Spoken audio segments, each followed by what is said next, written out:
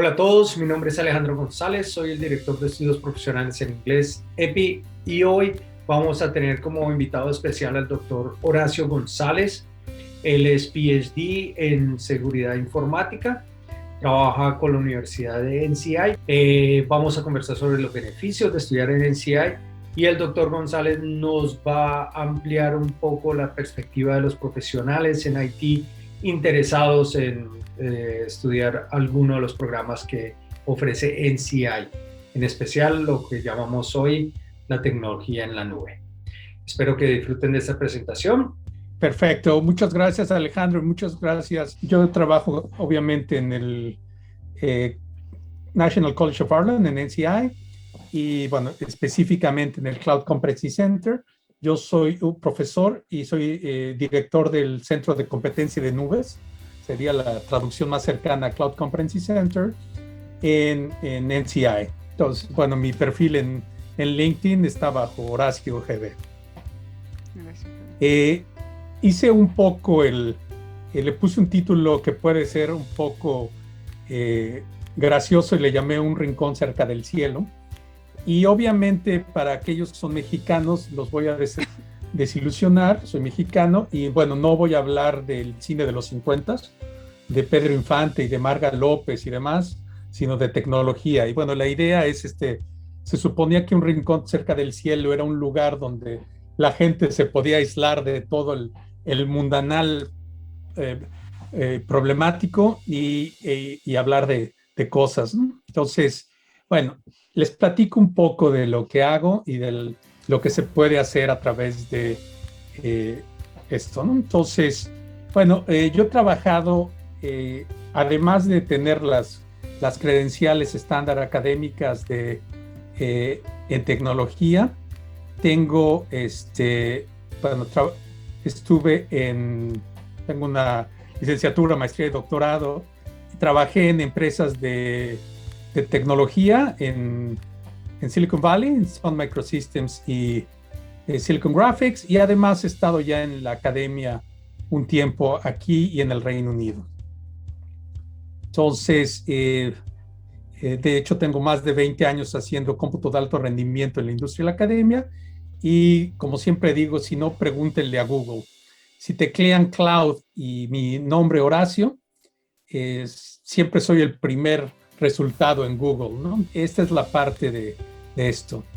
Entonces, por lo mismo, he tenido la oportunidad de estar en ambientes académicos y esto me ha permitido saber de diferentes entornos.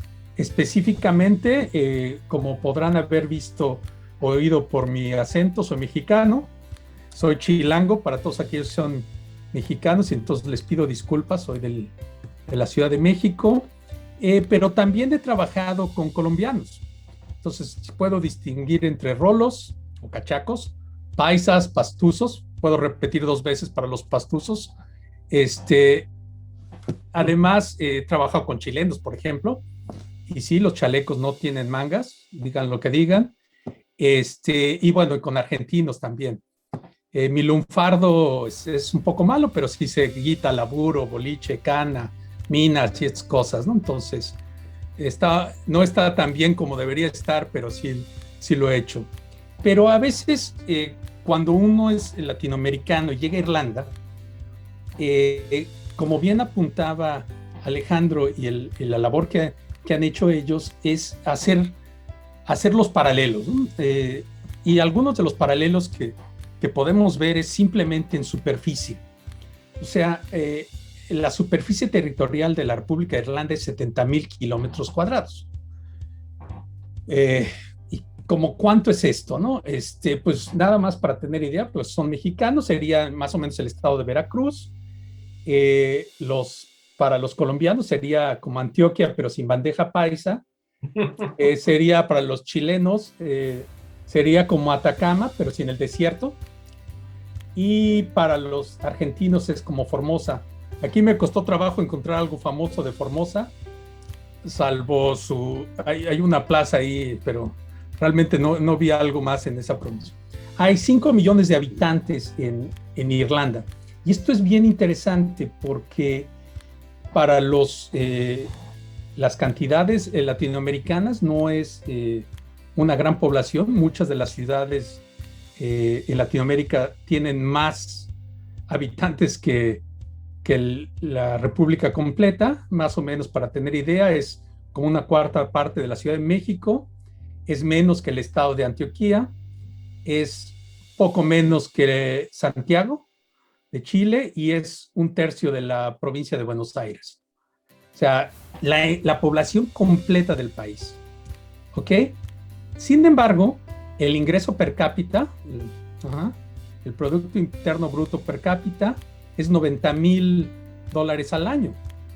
Comparado con los mismos países, nada más para tener idea, México es $18,000 por año, Colombia es 14,000, Chile es 23,000 y Argentina 23,000 dólares. Entonces, estamos hablando de menor territorio, menor población, pero una capacidad adquisitiva muy importante. Y obviamente hay cosas que redundan en esto. Irlanda está posicionado entre los 5 primeros países en términos de educación superior. Y esto ha sido un cambio en los últimos 30 años. Es decir, en los últimos 30 años ha habido un salto cuántico entre la cantidad de graduados de educación superior. Entonces aquí lo ven, esta es la OSDE y aquí vemos a Irlanda cómo está ya entre los primeros 5 con Corea, Canadá, Rusia y Japón en estos niveles. Y esto tiene que ver con la inversión que ha hecho el Estado para lograr tener educación superior. Asimismo, hablando ya más de tecnología, la cantidad de inversión directa extranjera en la parte de tecnologías de la información y comunicaciones es de 12% y de 28% en esto, pero viene de Estados Unidos y de Reino Unido. O sea, es muy importante esto, ¿no? Entonces, asimismo, quiero nada más platicando un poco más acerca de NCI. De acuerdo, hasta hace un par de años teníamos 5,416 estudiantes. 2/3 más o menos son de pregrado, 1/3 de posgrado y además hay la parte de profesional, posgrado y profesional sería. Hay 88 programas, 93 nacionalidades, hay casi un equilibrio de géneros, 46% de mujeres y 54% de hombres, y bueno, los números de staff y todo. Comparativamente es una institución de educación superior pequeña, la cual ofrece desde programas de pregrado, es decir, licenciaturas, maestrías y doctorados, principalmente negocios y cómputo. Y nuestra principal característica son las ligas con la industria. Tenemos una situación geográfica muy buena porque obviamente, como saben, en Dublín este sería el río Liffey, ¿ok? O sea, hacia el norte, hacia el sur, y básicamente NCI está exactamente aquí, es decir, muy cerca del centro de convenciones, del puente de Sam Beckett Bridge, del premio Nobel de literatura irlandés. Y bueno, de un lado está digamos, yendo de sur a norte, de un lado está el centro de convenciones hacia la derecha y hacia la izquierda, atrás de City, estamos nosotros. Esto nos ayuda geográficamente en 2 cosas. Una, las ligas con la industria son casi naturales, son nuestros vecinos, pero también ayuda a que algunos de nuestros profesores trabajan en compañías y van a dar clases como parte, casi como un hobby, como profesores de tiempo parcial a NCI. Y esto ha sido muy interesante. Entonces, las ligas son naturales. ¿Okay? Entonces, les voy a platicar un poco de lo que hago, del cómputo de nubes, que es lo que hacemos. Si no fuera un académico, pues tengo que empezar como la definición del libro de texto. Básicamente, el cómputo de nubes, toda la gente lo usa estos días. Cualquier cosa que tengan en un teléfono móvil, en un celular, sus correos electrónicos y muchas cosas está en la nube. Y la definición del libro de texto es el intercambio de recursos computacionales, donde en realidad los límites están hechos por factores económicos y no técnicos. Es cómputo por demanda y el software es un servicio y se utiliza el Internet como la plataforma. La analogía que siempre podemos utilizar es la energía eléctrica. ¿Ok? La energía eléctrica, si lo ven, sigue estas características esenciales. Es decir, la energía eléctrica hace algo que se llama resource pooling. Es decir, ustedes no saben, cuando están consumiendo electricidad, dónde se generó la electricidad. Se generó en alguna planta termoeléctrica, hidroeléctrica o de algún tipo, pero llega la energía eléctrica. Simplemente las diferentes compañías la ponen y ustedes la consumen. ¿Ok? Es elástica. Es decir, ustedes pueden organizar una fiesta e irse del consumo, no sé, de 500 watts por hora a 2 kilowatts por hora sin tener que hablarle a la compañía de electricidad. No le hablan y le dicen, oiga, estoy organizando una fiesta en 3 horas, por favor, mande más energía. Simplemente la empiezan a consumir y y cuando dejan de consumirla, ustedes simplemente están elásticamente haciéndolo. Y eso es por demanda, es decir, ustedes simplemente prenden más luces, ponen calentadores, ponen la rocola y empieza a consumirse. Pueden ver cómo va la medición y tienen acceso porque están conectados a la red de energía eléctrica. Así funciona el cómputo de nubes. Exactamente igual. Ustedes están conectados vía internet, pueden ver cuánto están utilizando, por demanda consumen más o menos recursos, elásticamente aumentan o disminuyen los recursos y los recursos simplemente llegan de diferentes lugares a su proveedor, que puede ser público o privado. Públicos son típicamente los que conocemos como AWS, Amazon o Microsoft, y hay algunos lugares donde hay privados. Nosotros en NCI tenemos una nube privada para los estudiantes y bueno, hay diferentes niveles de servicios.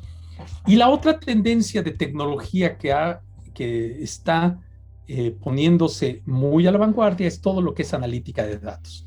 Es decir, una estadística del año pasado, en este minuto que voy a hablar de esta diapositiva, pues va a haber 19 millones de textos enviados entre diferentes lugares, 4.7 millones de videos se van a ver casi 200,000 tweets enviados, va a haber 1.6 millones de swipes en Tinder, 1,400 downloads de TikTok y bueno, otras cosas que estamos viendo. Tradicionalmente 190 millones de emails y bueno, y casi 800,000 horas de Netflix. Todo en un minuto. En este minuto que platiqué de esta diapositiva, pasó esto. Todos son datos. ¿Ok? Todo está intercambiándose. Y esto tiene que ver con las capacidades de la cantidad de datos que se están generando, conocido como el volumen, la variedad de los datos, cómo es diferente tipos, ya sea contenido tipo Facebook o tweets o cuestiones que vienen de dispositivos o de hasta sensores o simplemente de servidores. La otra es qué tanto puedo confiar, qué tan veraz son los datos, y la última es qué tan rápido se generan estos, ya sea sensores o información, no sé, de las bolsas de valores o de las conexiones. Entonces, se conocen como las 4 Vs: volumen, variedad, veracidad y velocidad en todo lo que se conoce como analítica de datos y en general Big Data. So, este es un slide muy conocido de IBM y está generado con McKinsey y otras consultoras. ¿Okay? Pero siempre que hablamos de analítica de datos, en realidad estamos hablando de lo mismo. Es un ciclo. Adquirimos datos, procesamos datos, se modelan o se simulan dependiendo qué es lo que se está haciendo, se analizan, por eso se llama analítica de datos, se tienen resultados y sigo en este ciclo. Vuelvo a adquirirlos, procesarlos, modelarlos o simularlos, analizarlos y ver los resultados.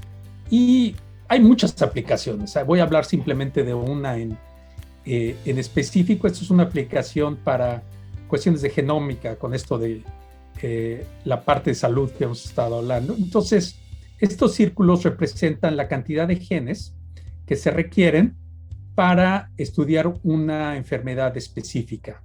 ¿Ok? Entre mayor es el diámetro de cada uno de estos círculos, se requieren más genes. Básicamente, cuando estamos hablando de aproximadamente 1 centímetro, por ejemplo, aquí en la parte de sordera, se necesitan un poco más de 30 genes. ¿Okay? Entonces, como bien esperaríamos aquí en la parte inferior izquierda, bueno, hay un clúster, un grupo de la parte de cánceres, y de los cánceres que son más difíciles de diagnosticar en términos de genómica son la leucemia y el cáncer de colon, seguidos del cáncer de mama o gástrico o próstata. Pero las cuestiones que tienen que ver con sangre, y algo que siempre ha sido muy sorprendente, al menos para mí, fue que la parte de la sordera es de las cuestiones más difíciles de predecir vía genómica. O sea, se necesitan muchos genes y el análisis para lograr predecir esta parte, ¿no?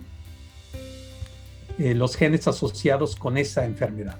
Okay, y hay otras, la cardiopatías o en general todas las cuestiones de retardo mental o epilepsia. Entonces, son los diferentes clústeres. Y esto tiene que ver con la cantidad de datos que tengo que estar analizando vía genómica para tener esto. Por ejemplo, nosotros en NCI tenemos actualmente un proyecto europeo para poder analizar en inglés se llama provenance, pero bueno, sería de cómo viene todas las medicinas, desde que se fabrican hasta el momento que se embarca, cómo se fabrican las medicinas, ¿no? Entonces, esto tiene que ver, estamos aplicando analítica de datos inteligente, calidad de datos y verificación, de tal suerte que estamos analizando cómo se comportan los sensores en las diferentes líneas de producción para manufactura de medicinas, porque yo no sabía al menos, que cuando uno ve un paquete de medicamentos, cuando ustedes ven la caja, hay un número de serie, un número de lote se conoce, batch number, pero no es único. Interesante, los números de batch los generan las empresas. Entonces, ¿cómo puedo saber que el número que estoy viendo pertenece a la empresa que lo generó? No hay una base de datos central. Más aún, ¿cómo puedo saber que el paquete que estoy viendo de medicina, no sé, de paracetamol, estuvo mantenido en las condiciones requeridas durante todo el proceso? ¿Y cómo puedo saber que no hubo ninguna desviación en la manufactura? Lo que siempre sé es que yo tengo confianza en el fabricante. Pero ¿cómo sé que ese número pertenece al fabricante que dice? Entonces hay una serie de cuestiones que estamos viendo como esta. Entonces la Comisión Europea tuvo a bien darnos un financiamiento para poder estar analizando este tipo de cosas. El proyecto se llama Spumoni, que es Smart Pharmaceutical Manufacturing, y bueno, si quieren saber un poco más de esto, hay un sitio de web que se llama spumoni.eu.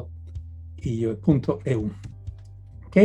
Entonces, les voy a platicar ahora, ya que pusimos la parte teórica, cuáles son las implicaciones en términos de chamba, laburo o trabajo. Es decir, cómo estamos viendo que la gente que aprende estas nuevas tecnologías ve el mercado de trabajo.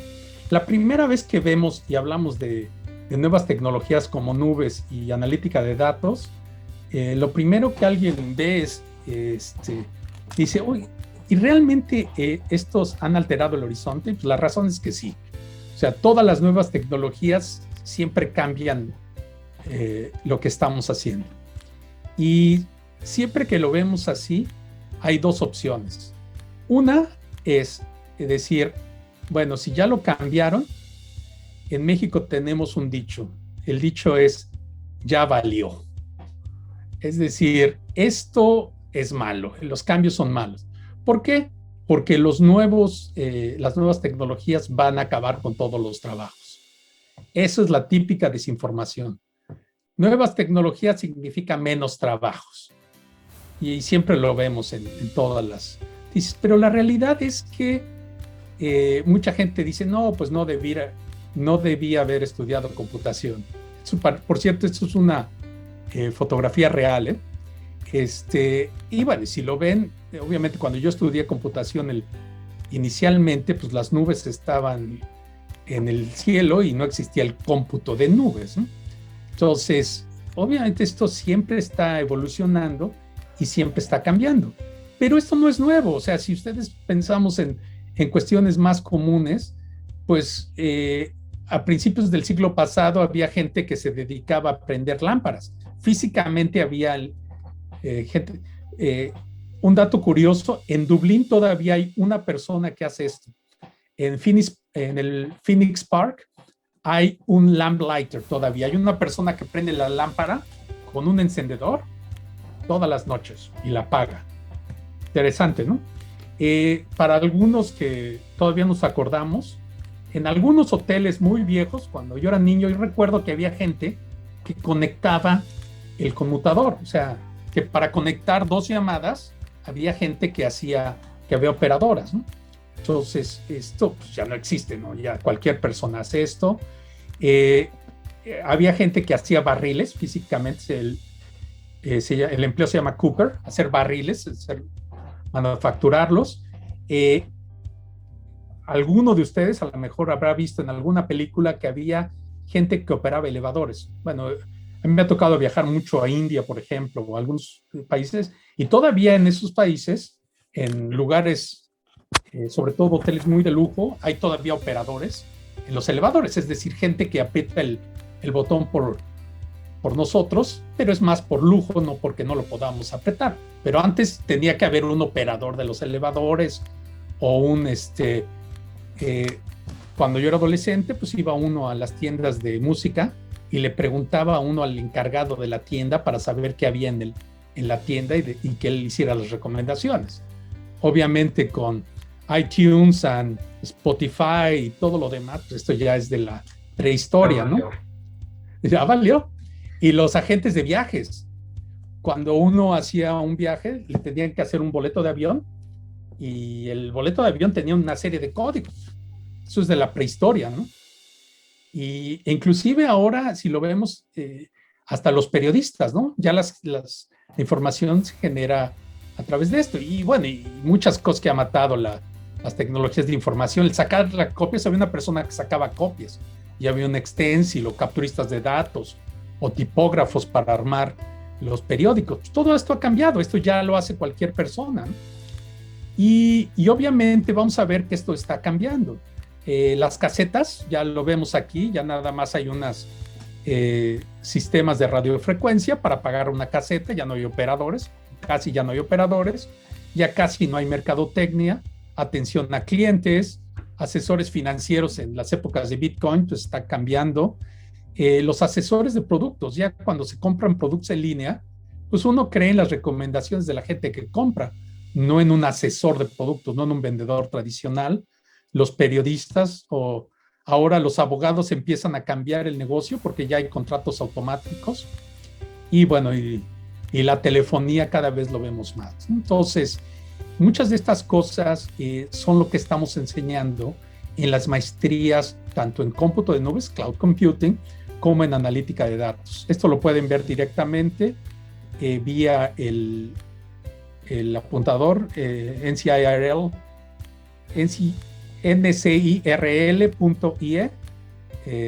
diagonal cloud. ¿Ok?